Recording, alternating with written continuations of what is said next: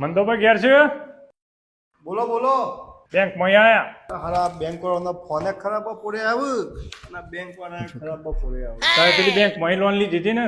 એટલે ભાઈ જરૂર પડે તો લોન તો લેવી જ પડે કે. તમારે જરૂર પૂરી થઈ ગઈ હોય તો બેંકનો હપ્તો તો ભરો. એટલે ભાઈ જરૂર કદી કોઈની પૂરી થાય? હા તે જરૂર ચાનું પૂરી થાય તમારી? કદી એ ના થાય. અરે એવું ના હોય યાર, ટાઈમ હપ્તો તો ભરવો પડે ને પણ તમારો. ટાઈમ નું તો એવું છે ને ભાઈ, હારો ટાઈમ જ નહીં અને હારા પૈસા એ નહીં. બેંકનો નિયમ છે તમને ખબર નહીં? દર મહિને હપ્તો ભરવો પડે. આ બેંક વાળો એવા શું નિયમ બનાયા છે? લોન લીધી એ દર તમને સહી નથી કરાવી કાગળમાં કે તમારે દર મહિને હપ્તો ભરવાનો છે. એટલે ઈવન તો કોમ નહીં, ઈવન તો ધંધો જ છે.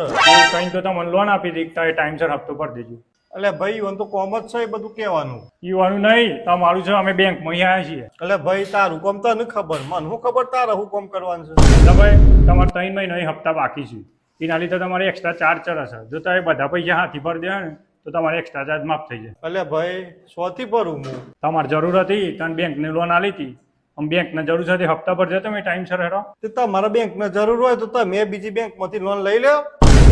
એટલે ભાઈ લોન ઉપર તો આખી દુનિયા છે, લોન ઉપર જ જિંદગી હેડે છે. હું મેનેજર સાહેબને લઈને આવું છું. આ ઘર વેચાય તને ખબર પડે તો. ઘર વેચો તો ખરા, ખબર પડે.